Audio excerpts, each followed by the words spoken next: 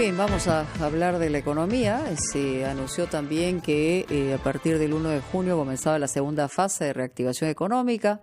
Recuerdan ustedes que a mediados de mayo comenzó la primera fase y se hablaba de que al menos un 40% de la economía estaba funcionando y ahora se pretende, según lo dicho por la propia ministra de Economía, que al final de junio estemos hablando del más del 80% de reactivación. Esto se ha puesto en duda, pero de eso vamos a hablar en unos minutos. Antes, el informe que corresponde a esta fase 2. La segunda fase de la reactivación económica ya es una realidad, pues el gobierno dispuso el inicio de esta nueva etapa. El presidente Martín Vizcarra explicó que en las siguientes semanas se recuperarán 500.000 puestos de trabajo y espera que a fines de junio la economía peruana funcione en un 80% de su capacidad. No podemos sostener al 100% del país con solamente la producción del 50%. La intención es gradualmente reiniciar algunas actividades para subir al 80% de la economía. Según un análisis de los sectores productivos, más o menos generan 500.000 puestos de trabajo. No solamente en las grandes empresas, ya tenemos que pensar medianas, pequeñas y microempresas. La nueva fase contempla actividades como el transporte terrestre de personas a nivel interprovincial y la elaboración de bebidas alcohólicas, entre otras cosas. Sin embargo, no es la única medida que se alista desde el Ejecutivo. La ministra de Economía y Finanzas, María Antonieta Alba, lo detalla así. De la mano con esto, como parte de la reactivación económica, venimos diseñando programas de gasto público que generen empleo. La idea es progresivamente comenzar a la reactivación económica y también tenemos un programa agresivo de asistencia técnica a la ejecución de la obra pública de los gobiernos regionales y locales. Recordemos que la estrategia que implementamos a inicios del año nos llevó a niveles de ejecución en enero y febrero de la inversión pública nunca antes visto. En esta segunda fase, 780.000 empresas volverán a funcionar. La ministra de la Producción, Rocío Barrios, adelantó cuáles serán las facilidades que tendrán los negocios en esta nueva etapa. En el marco del reinicio de actividades en la etapa 2, debemos mencionar que esto incluye 780.000 empresas aproximadamente, de las cuales 93% son microempresas, que van a poder estar habilitadas a poder iniciar sus operaciones. Hemos hecho un esfuerzo por simplificar los procesos, justamente para que sea de más fácil acceso y puedan iniciar más prontamente. Hoy, para que puedan iniciar, solo tendrán que colgar su protocolo, su plan de emergencia entre el Siscovid y estarán ya en condiciones de poder iniciar sus operaciones.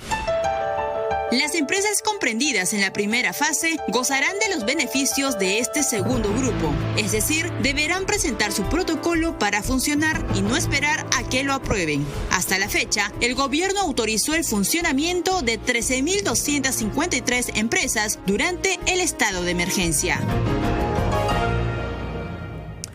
Bueno, esta es una mirada rápida entre lo que han señalado los miembros del gobierno respecto a lo que esperan en este mes de segunda fase de reactivación. Estamos ahora en comunicación con el ex ministro de Economía, Alfredo Thornen, para hablar de este tema, y él ya había adelantado, y creo que me lo puede explicar mejor, que incrementar la capacidad productiva del país a un 83% en la fase 2 es sumamente optimista. ¿Cuáles son estas razones? Es decir, ¿por lo que ha pasado en la fase 1 o por lo que se plantea en la fase 2?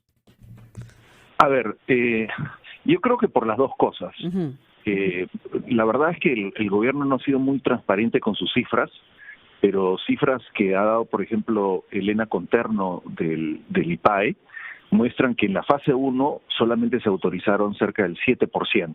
Yeah. La propia ministra, cuando fue a ese evento, las cifras que dio era que se habían autorizado al 11% de las empresas que habían aplicado. Uh-huh. Y parte de eso se debe al proceso de aplicación, que era muy complicado. Esto se ha, no es que se haya revertido, pero se ha hecho un poquito más fácil, ¿no? Yeah. O sea, antes, según palabra de la ministra, se había simplificado completamente y eso iba a facilitar la entrada y el ingreso y la reactivación de muchas empresas. ¿En qué se ha facilitado y en qué no? A ver, como estaba originalmente, es que el MINSA daba unos protocolos, Sí. de ahí el sector daba otros protocolos y la empresa presentaba su plan de emergencia, ¿no? Ok. Las dos primeras partes se mantienen. Ujú. La que se facilita es la tercera, es que ahora Que es ya automáticamente, se presentado el protocolo, entra. el plan de emergencia de la empresa entra, ¿no? Ok. Y se presenta en la página esta de Sicovic. Ujú. Sin embargo, la otra parte que yo pienso que hace complicado llegar a este número es que ellos asumen que los conglomerados comerciales, es decir, Gamarra, Polvos Azules, etcétera, Sí. van a entrar en la segunda fase. Pero las propias declaraciones de la ministra de Producción dice que ellos tendrían que trabajar con los conglomerados para aprobar sus protocolos. Es decir, Sí. todavía no se han aprobado.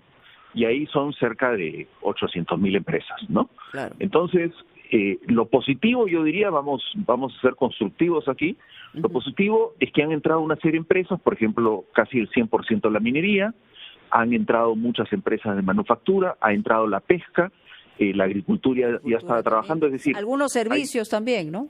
Y algunos servicios, es decir, eso ha entrado. Ujú. Lo preocupante es que, claro, cumplir con los protocolos para la pequeña y mediana empresa es muchísimo más complicado y costoso que para la gran empresa. Sí, Entonces, claro. Y ahí es donde está el grueso del asunto, porque todo el tiempo escuchamos al gobierno que se está trabajando y se está respaldando a la pequeña y mediana empresa, que es lo que te mueve finalmente el trabajo permanente de la gente, ¿no? Aquí en el Perú, ¿no?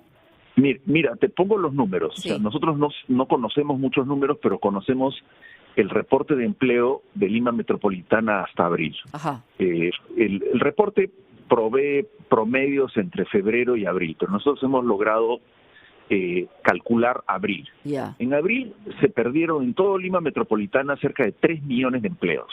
Wow. De esos 3 millones, más de cerca de 2 millones y medio vienen de empresas que tienen menos de 10 trabajadores, es decir, las MIPES.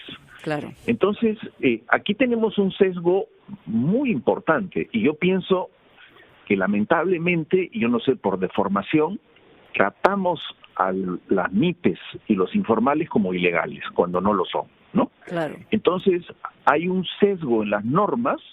Recuerden, por ejemplo, las normas de Reactiva Perú también no incorporaron a las empresas que no estaban registradas en el sistema financiero. Sí. Ahora se han incorporado. Ujú. Pero todavía, por ejemplo, para que califiquen, se dan 2 calificaciones. 1, 3 veces sus ventas o 2 meses de deudas. ¿Y qué pasa si la empresa no tiene deuda? Sí, claro. Y que tiene deuda, no sé, con Mónica Delta, que le prestó plata para financiar su empresa. O sea, Que es factible, rompa. además que es posible, ¿no? No es factible. Mire, yo me dedico a eso y sé que una buena parte de estas empresas pues Lo hacen. no han tenido relación con el sector financiero y le temen al sector financiero, ¿no? Sí, no, desconfían de él, ¿no? Y entonces simplemente buscan sus respaldos económicos en otro lado. Exacto. Entonces, nosotros tenemos que cambiar esta deformación. O sea, si realmente vamos a pensar en formalizar, lo primero que tenemos que cambiar es nuestra deformación de pensar que informal es igual que ilegal, ¿no? Claro. Y podemos ser capaces de en términos porcentuales, decir el porcentaje de informalidad e ilegalidad, ¿podríamos separarla? En la economía me refiero, ¿no?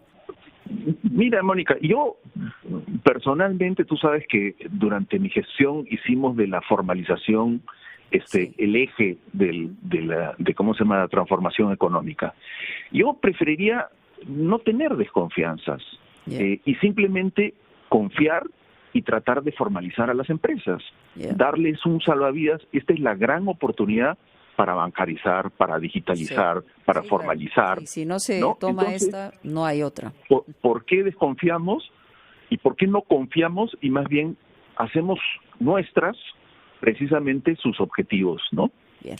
Ok, muchas gracias, Alfredo Torne, como siempre, darnos estos minutos aquí en RPP. Muy gentil. Vamos a ir a una pausa, vamos a ir a los titulares de la hora, pero también vamos a regresar con la jefa del Comando COVID, Pilar Macetti.